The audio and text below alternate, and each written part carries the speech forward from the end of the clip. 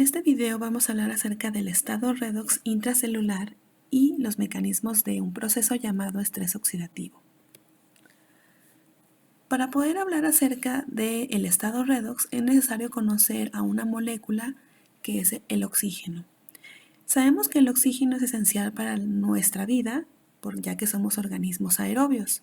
En cuanto al oxígeno que ingresa a nuestro organismo, el 90% se utiliza en un proceso llamado fosforilación oxidativa, el cual, como sabemos, es la producción de energía en forma de ATP mediante el salto de electrones por los complejos de la cadena de transporte de electrones. El resto del oxígeno que ingresa a nuestro cuerpo se utiliza para diferentes reacciones químicas, por ejemplo, para la generación de algunas hormonas. 1% o menos se convierte en unas sustancias llamadas especies reactivas de oxígeno, o también llamadas ROS. Estas sustancias son oxígenos altamente reactivos por modificaciones en su estructura. Es importante tomar en cuenta que para que nuestro organismo utilice el oxígeno en ciertas reacciones químicas, se necesita utilizar enzimas que tienen ciertos cofactores que son metálicos, como el hierro o el cobre.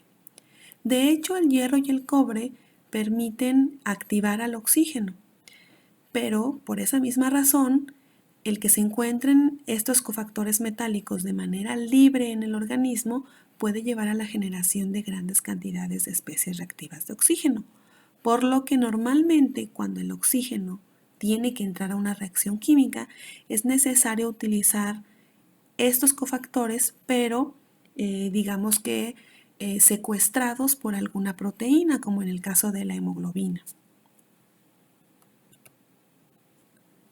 Las especies reactivas de oxígeno participan en procesos tanto fisiológicos como patológicos. Cuando nos referimos a procesos fisiológicos, hablamos acerca de la regulación, por ejemplo, del metabolismo mediante ciertas reacciones químicas o al papel de los ROS en cuanto a las defensas contra una infección. En cuanto a los procesos patológicos, los ROS, dado que son moléculas oxidantes, pueden ocasionar daño en cualquier biomolécula de un tejido, es decir, pueden oxidar lípidos, ADN, y al oxidar esas biomoléculas se verán modificadas y por lo tanto no funcionarán correctamente.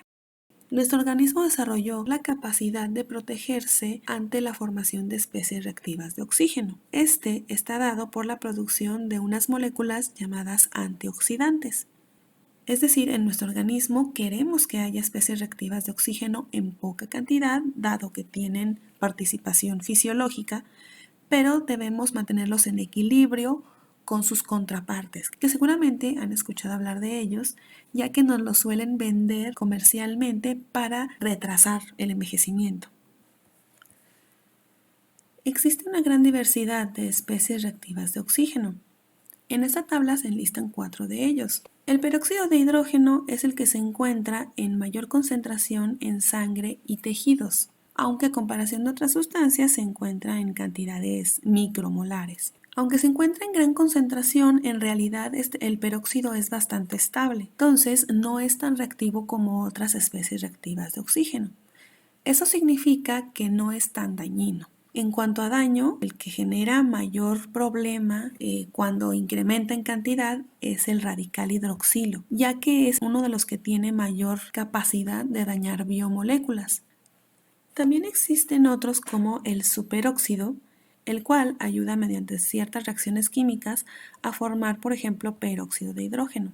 Y tenemos también al hidroperoxilo, el cual es una forma modificada del superóxido. Como les mencionaba, no son los únicos, existen otro tipo de ROS, pero se encuentran en mucha menor cantidad y se van formando conforme se desencadena un proceso de estrés oxidativo. Vamos a hablar de ellos más adelante.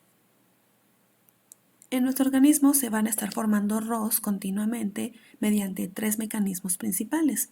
En el primer caso, un ROS se puede generar cuando un oxígeno interactúa con algún ion metálico libre, es decir, con hierro o cobre que se encuentra libre en plasma o en alguna célula porque no está siendo secuestrado por una proteína. Esto suele ocurrir en los pacientes con sobrecarga de hierro. Es más probable que ese ion metálico se encuentre con algún oxígeno, interactúen y se genere un ROS. El segundo caso sería cuando la cadena de transporte de electrones está funcionando. Sabemos que cuando se lleva a cabo el transporte de electrones por los complejos de la cadena, los electrones van saltando de una estructura a otra y al final el receptor de esos electrones será el oxígeno. Sin embargo, el oxígeno puede llegar a robarle electrones a coenzima Q y convertirse en un ROS como por ejemplo el superóxido. Por último, hay reacciones enzimáticas en las cuales es necesario generar un ROS. Por ejemplo, cuando queremos oxidar ácidos grasos en una estructura de la célula que se llama peroxisoma, se debe generar peróxido de hidrógeno.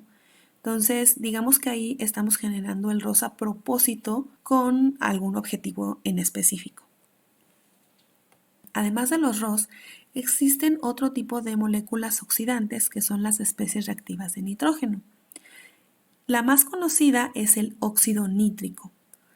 Esta sustancia se genera a partir de un aminoácido que es la arginina gracias a una enzima llamada óxido nítrico sintasa. Esta enzima se encuentra en diferentes tejidos. Por ejemplo, la isoforma N-NOS se encuentra en el tejido neuronal y permite la formación de óxido nítrico para su función como neurotransmisor. También existe otra isoforma que es la isoforma INOS, que se encuentra en el sistema inmune y permite regular la respuesta inmunitaria. Por último, tenemos la isoforma ENOS, que se encuentra en células endoteliales y permite regular el tono vascular. Aunque tiene un gran papel fisiológico, un exceso de especies reactivas de nitrógeno podría interactuar con especies reactivas de oxígeno. Esto llevaría a la formación de otro tipo de especies reactivas, ROS y RNS. Si este proceso ocurre continuamente, entonces el óxido nítrico, que debería de utilizarse para procesos fisiológicos, disminuirá. Se verán afectados mecanismos como vasodilatación o la regulación de la respuesta inmune. Al haber una disminución en la vasodilatación, esto podría conducir al aumento de la hipoxia en algún tejido, por lo que es de suma importancia generar las cantidades adecuadas de óxido nítrico, pero también de especies reactivas de oxígeno. De esta forma mantendríamos un equilibrio del estado redox, es decir, un equilibrio entre las especies reactivas, que son los oxidantes, y sus contrapartes que mencionábamos, los antioxidantes. Cuando este equilibrio falla, entonces nos encontramos con el estrés oxidativo. Esto significa que la velocidad en la generación de los ROS excede a la capacidad de los antioxidantes para protegernos. El estrés oxidativo se presenta sobre todo en enfermedades inflamatorias, es decir, enfermedades en las cuales el sistema inmune está activado o sobreactivado y por lo tanto está generando ROS para combatir a un antígeno, es decir, a una sustancia extraña. El estrés oxidativo ocurre sobre todo en algo que se denomina lesión por isquemia-reperfusión. Pensemos en un paciente que sufrió un infarto y durante los días posteriores a su ingreso al hospital comienza a experimentar latidos cardíacos rápidos e irregulares que él va a sentir como palpitaciones. Le vamos a dar obviamente un tratamiento, pero queremos saber por qué es que el paciente está sintiendo esos latidos irregulares después del infarto. El infarto que tuvo el paciente produjo isquemia. Isquemia se refiere al flujo sanguíneo limitado que llega a un tejido.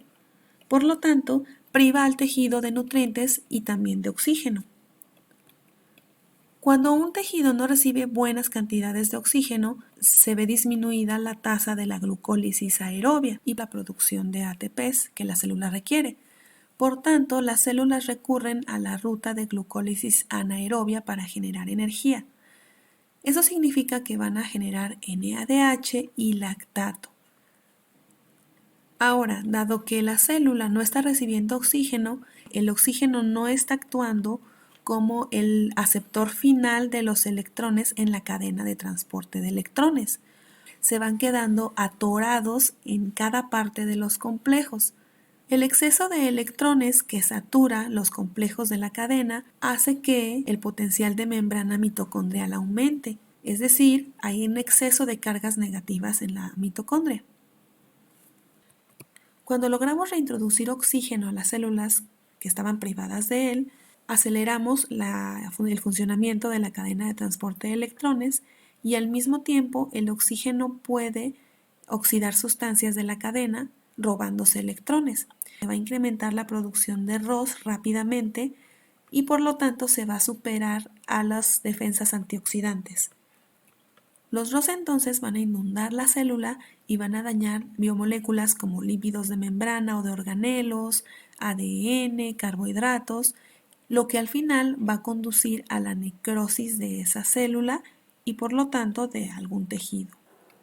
Podemos concluir entonces que los pacientes con infarto tendrán esta lesión, pero no generada directamente por la isquemia, sino generada al momento de hacer la reperfusión con oxígeno. Es decir, nosotros estamos generando la lesión al momento de ingresarle oxígeno al paciente. Sí, suena un poco raro decir que al tratar al paciente lo estamos dañando, pero en realidad eso es cierto. Sin embargo, no podemos dejar al paciente sin oxígeno por temor a generar la lesión por isquemia reperfusión. Preferimos obviamente que el paciente viva aunque tenga cierto grado de lesión. El grado de esta lesión va a depender del tiempo que el paciente estuvo privado de oxígeno. Es decir, puede ser una lesión leve que puede llevarte a arritmias, como el paciente que mencionábamos, o incluso puede llevar a la muerte cerebral, por ejemplo. ¿Cómo se genera el estrés oxidativo? Uno de los ROS más dañinos, que es el radical hidroxilo, es el que se encarga de los mecanismos más potentes de estrés oxidativo. Este radical es muy reactivo, esto significa que puede llegar con las biomoléculas de una célula y las va a modificar y no van a funcionar correctamente. Estas modificaciones nosotros las podríamos analizar ya que estas estructuras se consideran biomarcadores de estrés oxidativo. Sin embargo, de manera habitual no se hace medición de biomarcadores porque el estrés oxidativo suele manifestarse como algún síntoma en el paciente. La capacidad reactiva del radical hidroxilo depende de su capacidad para sustraer o adicionar hidrógenos a una estructura. Veamos qué ocurriría cuando un radical hidroxilo interactúa con un ácido graso de la membrana plasmática. Este radical llegaría a robarle hidrógenos al ácido graso y por lo tanto se convertiría en agua. El ácido graso modificado puede, por ejemplo, interactuar con oxígeno y formar otro tipo de ROS, como por ejemplo el hidroperoxilo. Este hidroperoxilo permite que otros ácidos grasos sean modificados, por lo cual este proceso va a generar gran cantidad de hidroperoxilos, es decir, de ROS. Continuará a menos que ocurra una reacción de terminación. En ocasiones, este ácido graso modificado se descompone en unas estructuras llamadas productos finales de lipoxidación avanzada, las cuales actúan como biomarcadores de estrés oxidativo. Estos procesos ocurren en enfermedades como la aterosclerosis, cuando hay estrés oxidativo en las paredes vasculares de estos pacientes, o en Alzheimer, en la cual hay estrés oxidativo en las placas neuronales. Ahora, nuestro organismo no va a dejarnos indefensos ante la formación de ROS, sino que tenemos defensas antioxidantes como la vitamina E. La vitamina E va a interactuar, por ejemplo, con ácidos grasos modificados con el fin de volverlos a convertir en ácidos grasos normales de la membrana plasmática. Y esto puede ocurrir en cualquier punto de la formación de un ácido graso modificado. Es decir, que la vitamina E podrá regenerar a los ácidos grasos a su estructura normal en cualquier momento, mientras no se hayan formado los productos finales de lipoxidación avanzada.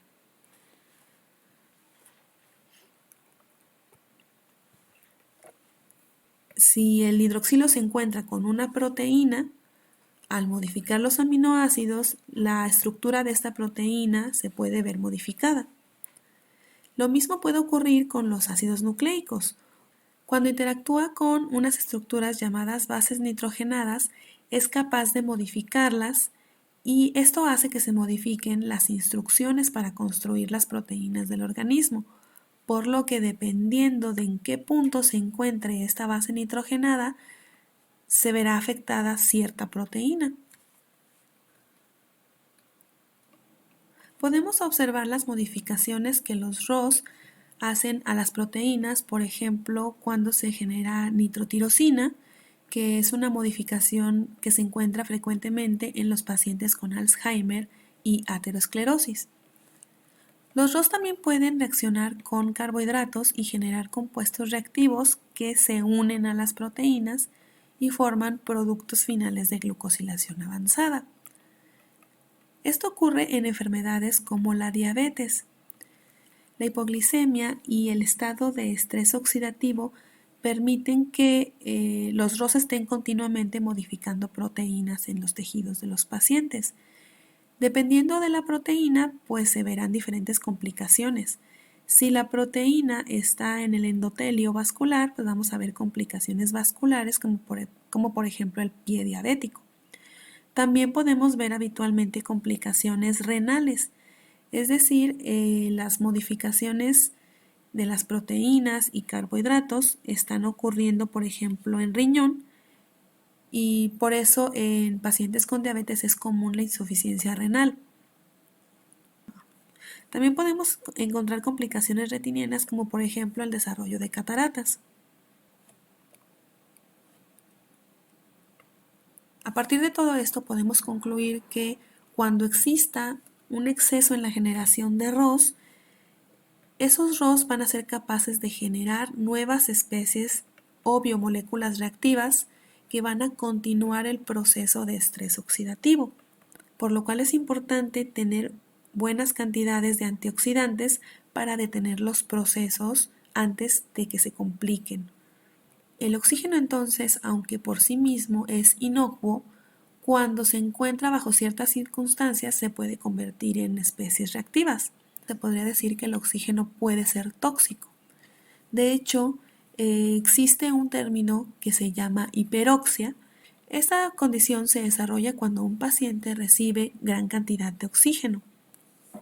O sea que va a ocurrir en pacientes que en algún punto tuvieron hipoxemia, tuvieron, por ejemplo, disnea, ¿verdad? Tenían dificultad para respirar, por lo tanto se les dio oxígeno con una mascarilla o con una cánula nasal, o pacientes que estuvieron expuestos a monóxido de carbono, que recuerden que el monóxido puede detener los procesos de la cadena de transporte de electrones, así que hay que suplirlo con oxígeno. Entonces, todos estos pacientes se les tiene que dar oxígeno, pero no podemos administrarles 100% de oxígeno, es decir, de los gases que estamos ingresando nosotros, que el 100% sea oxígeno, porque entonces vamos a generar hiperoxia. ¿Cómo se descubrió esto? En 1950 se observó que al administrar oxígeno en gran cantidad a lactantes prematuros, estos desarrollaban ceguera o daño pulmonar. Y observaron que eso se debía a que estaban administrando el oxígeno en una fracción demasiado elevada. Esto significa que cuando nosotros queremos ingresar oxígeno a un paciente, no damos oxígeno puro, sino que damos una mezcla de gases con cierta fracción de oxígeno. Si lo hiciéramos como en esa década y damos una gran fracción de oxígeno para tratar, digamos, de oxigenar rápido al paciente, entonces el exceso de oxígeno va a llegar a las células del paciente y va a acelerar la cadena de transporte de electrones. consecuencia que ya habíamos platicado. Va a haber una hiperproducción de ROS en el pulmón, por ejemplo, que es lo que está directamente expuesto, lo que puede llevar a daño alveolar, a afectaciones en la función pulmonar y posteriormente a daños en otros tejidos. De hecho, en adultos se ha observado que al incrementar la fracción de oxígeno, el paciente desarrolla dolor de pecho. Puede desarrollar daño alveolar y si el proceso continúa, se puede afectar la función pulmonar. Por lo tanto, aun cuando estamos administrando una sustancia inocua durante la oxigenoterapia, tenemos que controlar las condiciones en las cuales lo estamos haciendo porque podríamos dañar al paciente en lugar de ayudarlo. Vamos a hablar acerca de los mecanismos que utiliza el organismo para defenderse de los procesos de oxidación y de estrés oxidativo, que serían los antioxidantes.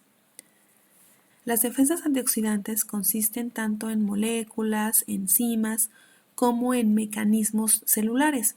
Por ejemplo, uno de los mecanismos antioxidantes es la degradación y resíntesis de proteínas. Si alguna proteína ha sido modificada u oxidada, esta se tiene que recambiar por una nueva que funcione correctamente. Sin embargo, este proceso de degradación y resíntesis solo funciona en proteínas que se pueden recambiar rápido, es decir, proteínas que podemos tomar, destruirlas y generar una proteína rápidamente. Pero hay proteínas en el organismo que tienen una tasa de recambio lento. Por el lugar en el que se encuentran y la función que realizan, no pueden degradarse tan rápido ni sintetizarse una proteína nueva, por lo cual el daño en estas proteínas se va a acumular durante más tiempo. De hecho, este proceso es fisiológico, es lo que se conoce como envejecimiento. Proteínas como el colágeno, la elastina, normalmente son proteínas que se recambian lentamente, entonces acumulan daño durante mucho tiempo. Si el colágeno se ve modificado, entonces ya no funciona tan bien para mantener el sostén del tejido, por lo tanto podemos observar arrugas. Otro mecanismo de defensa, otro mecanismo antioxidante es la reparación del ADN. Este es un mecanismo que ocurre normalmente porque la célula siempre va a estar expuesta a la formación de ROS, entonces es imposible que tratemos de evitar que el ADN no sea modificado por los ROS. Sí, es modificado, pero tenemos proteínas y enzimas que están revisando continuamente el ADN y sus estructuras.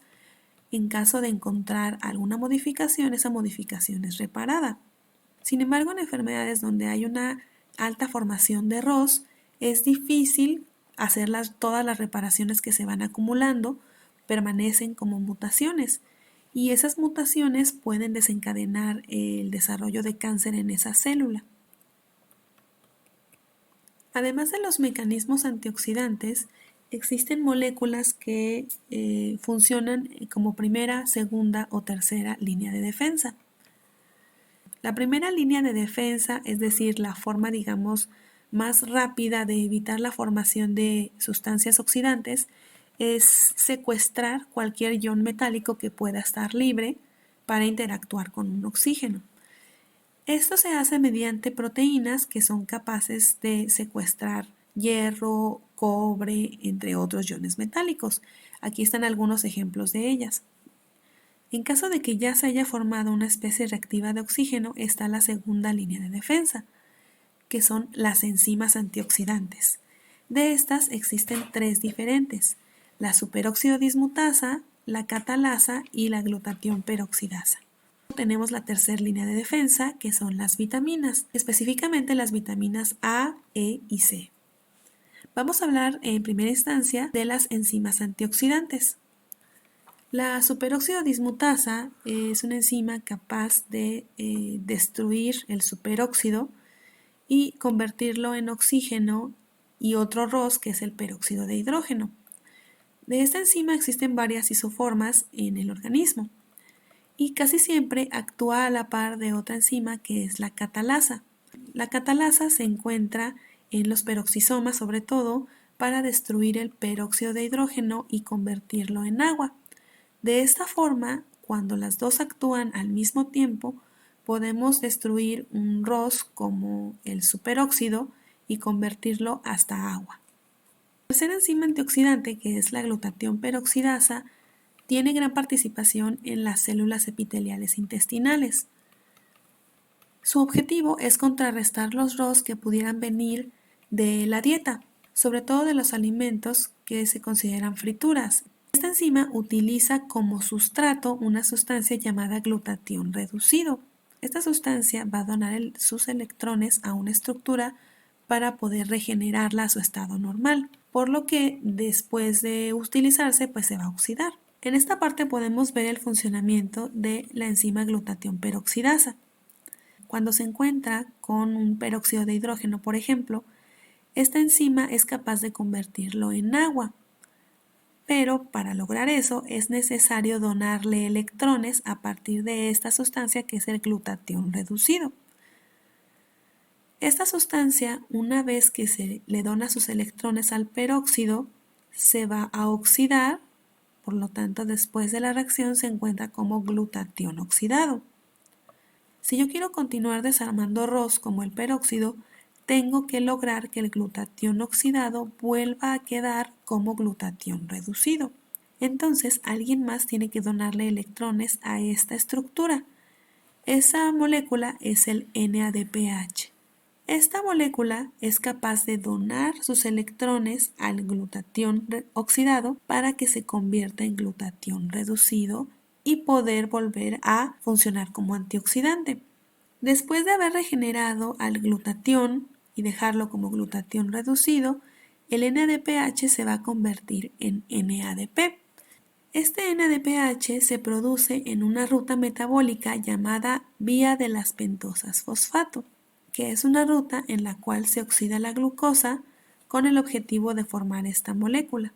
Este proceso es muy importante en los eritrocitos porque están expuestos a la formación de ROS en grandes cantidades, así que se valen de la vía de las pentosas fosfato para mantener la formación de NADPH que permite el funcionamiento y la destrucción de peróxido de hidrógeno.